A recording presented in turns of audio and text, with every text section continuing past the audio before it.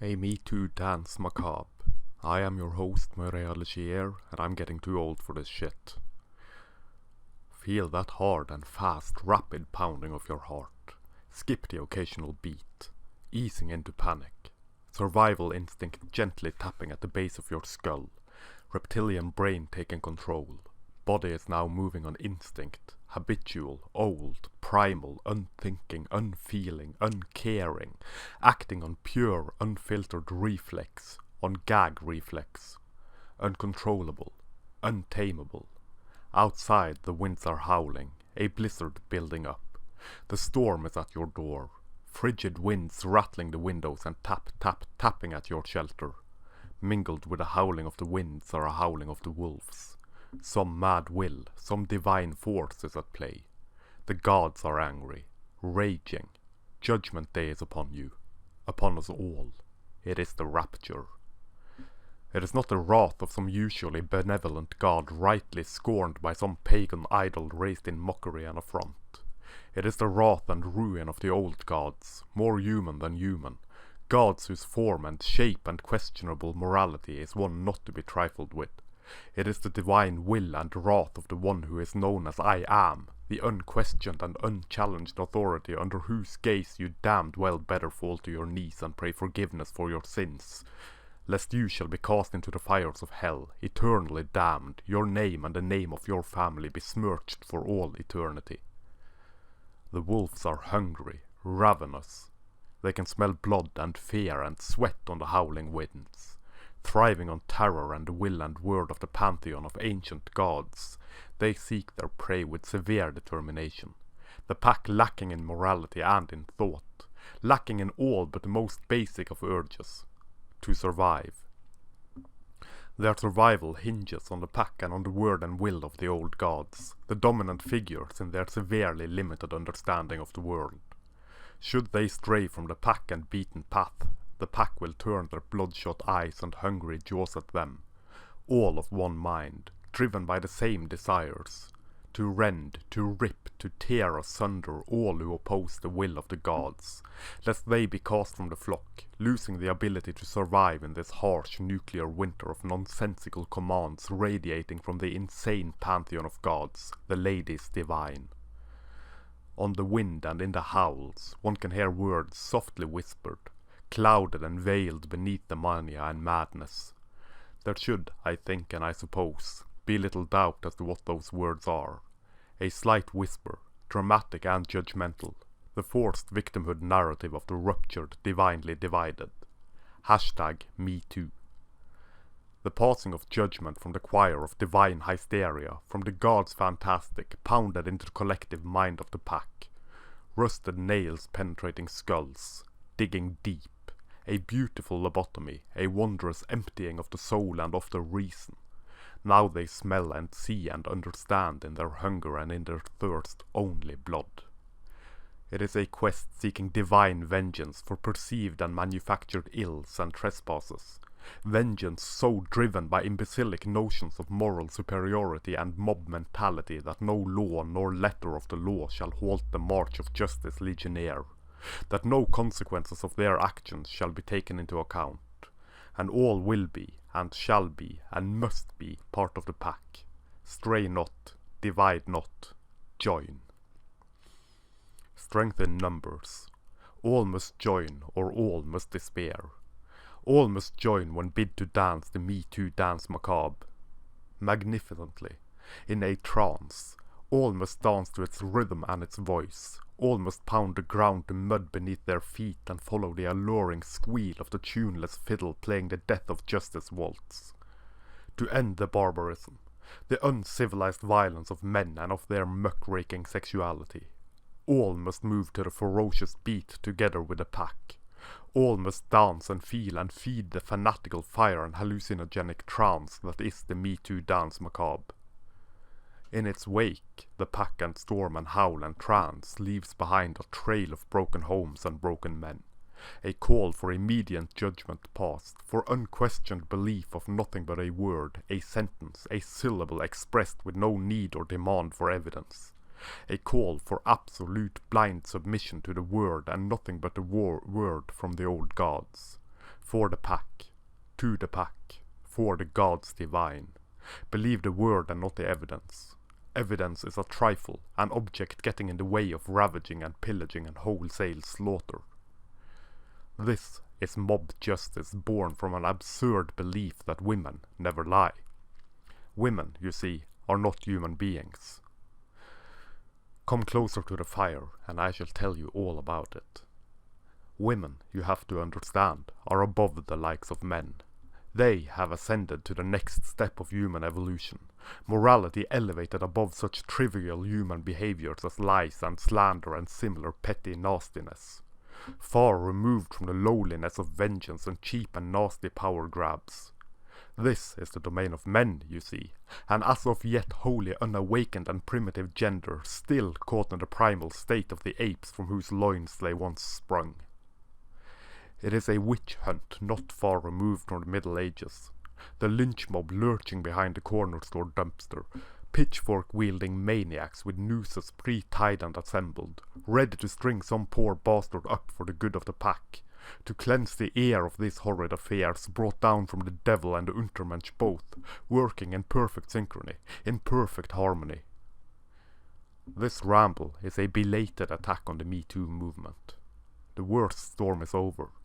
The immediate rush of self-righteous moral grandstanding have faded to a slight whisper and tremble in the reeds. Of this I am aware. The wolves are still lurking around, though, as the legacy of the movement lives on and thrives.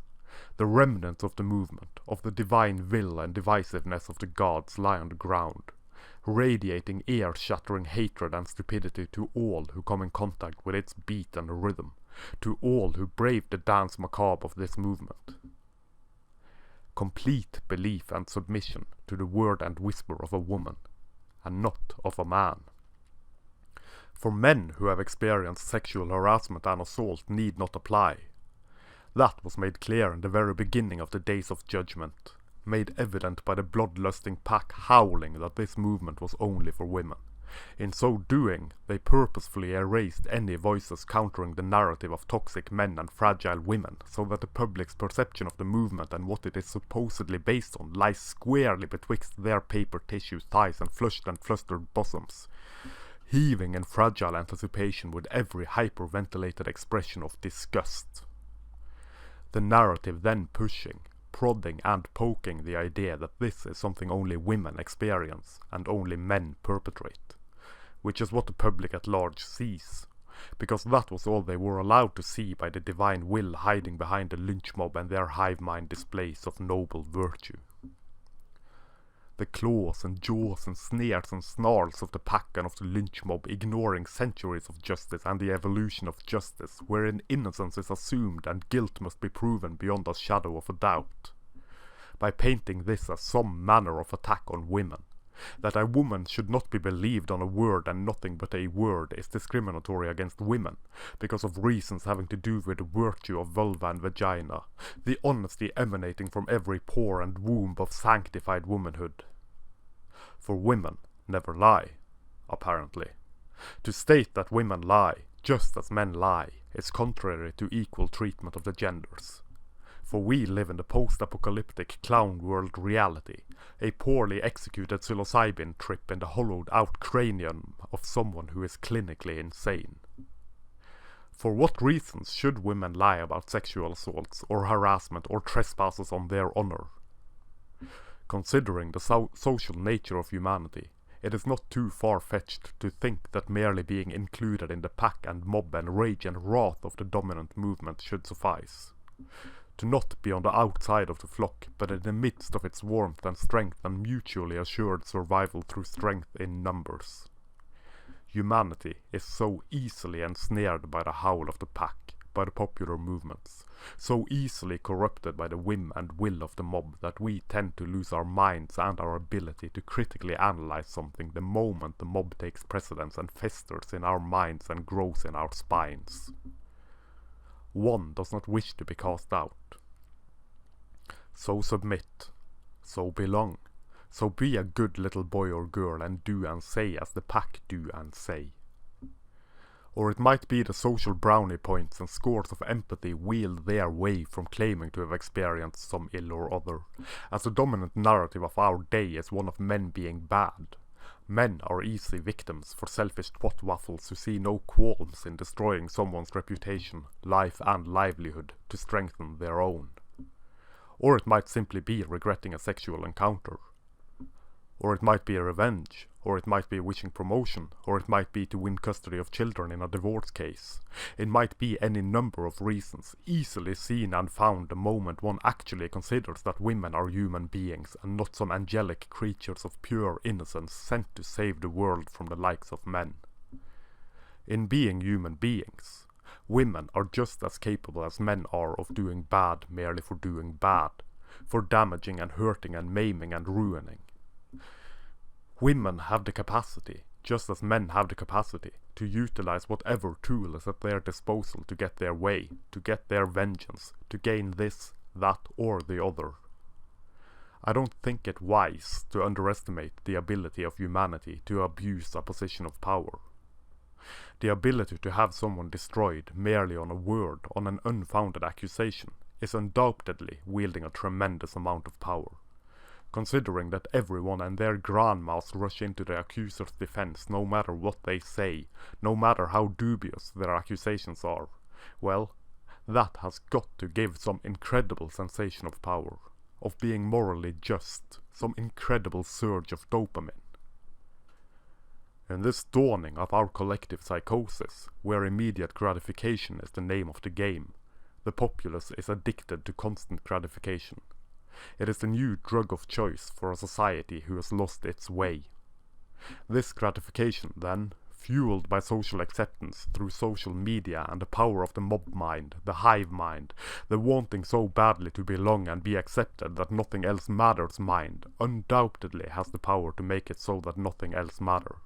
The addiction must be fed. The wolves must have their pound of flesh. The gods must have their sacrifice on the altar of social acceptance. And all values be damned, all notions of justice be gone, the blood sacrifice be done forever and ever. Amen.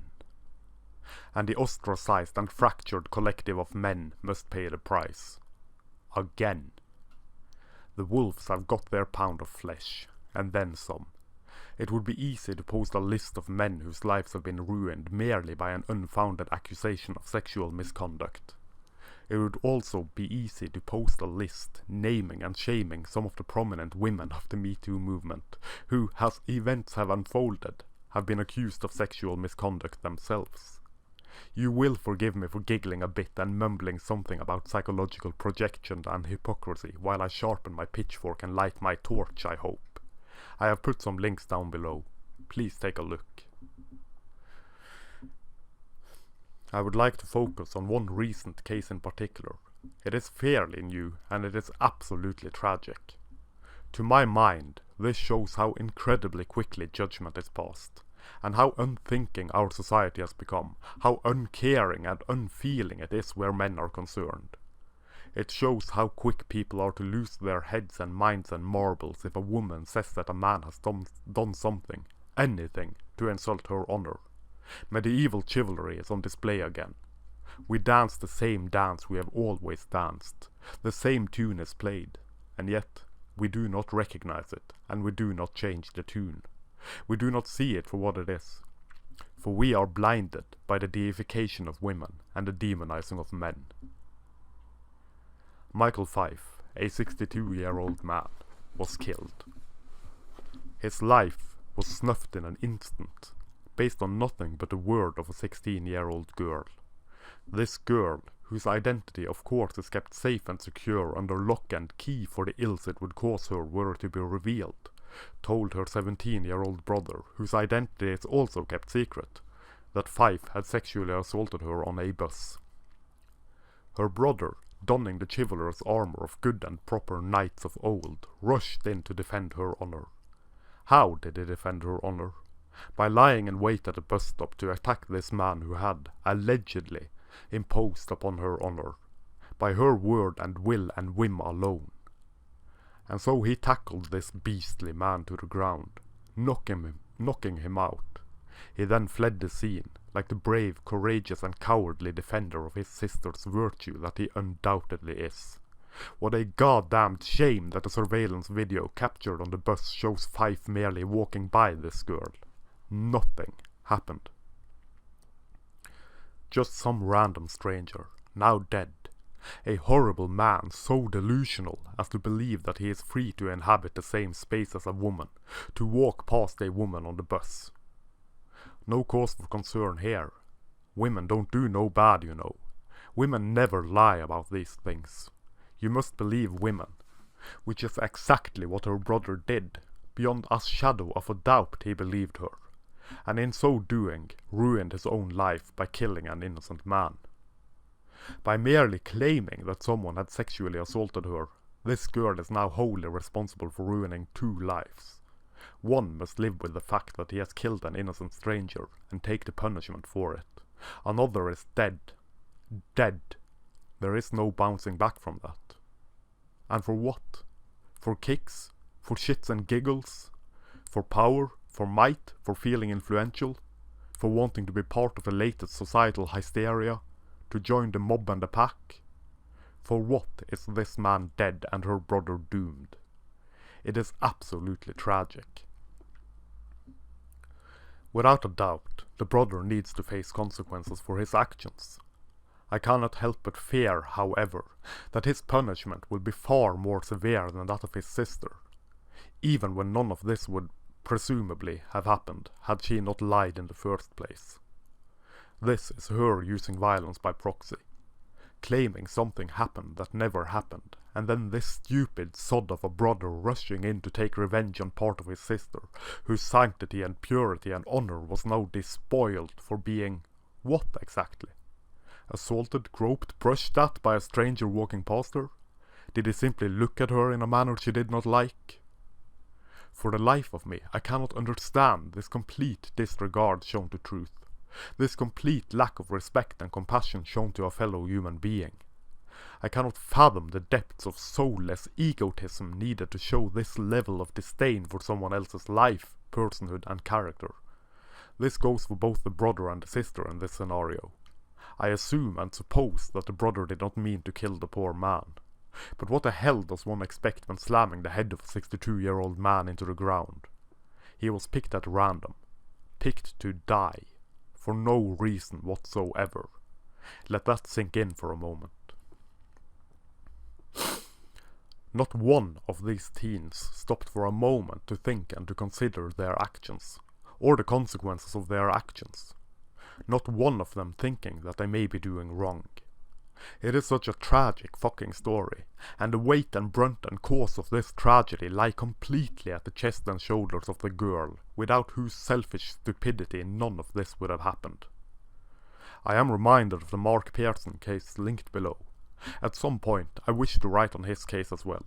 That case is a study of absolute absurdity. So absurd, in fact, that one would not be at fault for having a hard time believing it actually happened. But it did. It is absolutely Kafkaesque.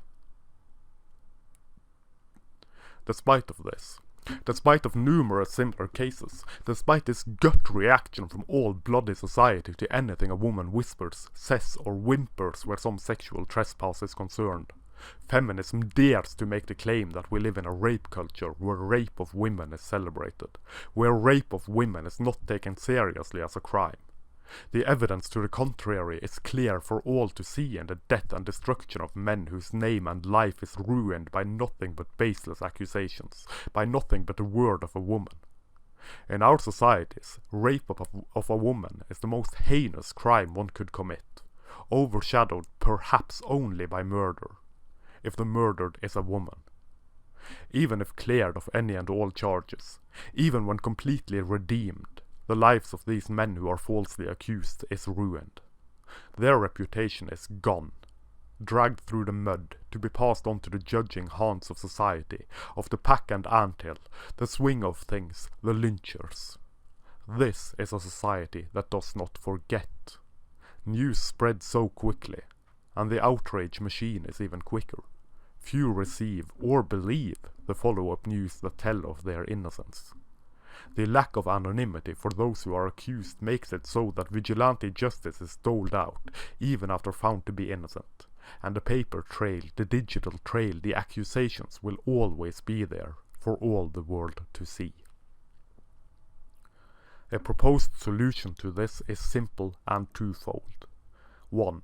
Guaranteed complete anonymity for anyone accused of anything.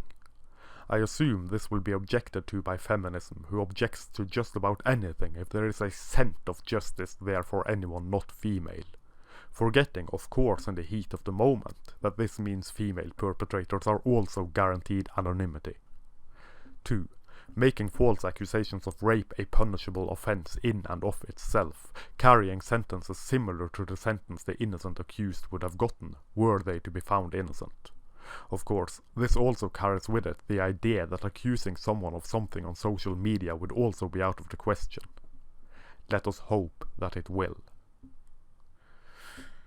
One wonders, then, if actually having to face consequences for their actions would make these women who falsely accuse men of sexual something or other think twice before doing so. Because, as it stands, there is no punishment for doing so. No punishment, that is, for anything but wasting police time and resources.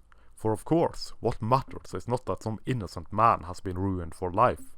What matters is the precious resources wasted by the police. The lives of men don't matter. The resources of the state do matter. The most astonishing thing about false rape accusations is of course the lack of empathy and understanding shown to men who have suffered this. Whenever some accusation of rape has been shown to be false, the message delivered then is that this is a horrible trespass upon women who have actually been raped, making it more difficult for them to come forward with their actual rapes. Never minding the men whose lives have been ruined completely based on false accusations of some harpy or other. Somehow, women have to be made out to be the real victims, even when it is men who are the victims. Women have it worse, especially when it is a man who has suffered. It seems very much as though someone has some vested interest in derailing the conversation. As though some powerful ideology need to come in and do damage control so that they do not lose control over the narrative, forcing it back onto the well-trodden path that says that women have it worse, no matter what the situation is, no matter what the case in point is. This is adding insult to injury, or insult to perjury if you wish. Some innocent man have been destroyed by some false accusation, and instead of his story being told, instead of him receiving empathy and understanding, he has to look and watch and gaze and see that his story is being washed away. He has to listen to how what he endured is something that hurts women as a group. Not him as an individual, not men as a group, but women and women only. Women have always been the primary victims of men being falsely accused of rape. And society at large have not a lick of empathy for him, not a spittle of understanding for what he endured. And always and forever, if he is lucky enough to survive the turmoil and tragedy of the false accusation until he is redeemed and proven innocent, the label of rapist will hang over him, following him, dangling over his neck, the sword of Damocles on a string so thin that it may break at any moment. He has become a doomed man, for there will always be someone who does not believe in his innocence. There will always be someone who believes that women never lie about sexual assault, that women are so pure and innocent that their word is law and their soul and temperament golden. There will always be someone lying in wait, howling in the shadows, cold and callous and driven by bloodlust extreme, bidding him to dance, once again, the Me Too Dance Macabre. Thank you very much for watching. I hope you enjoyed this ramble as well as my other ramblings. Please consider sharing, liking, subscribing and all that jazz. That would help the message, such as it is, be manspread far and wide. Take a look at the links down below as well, if you please. Catch you next time.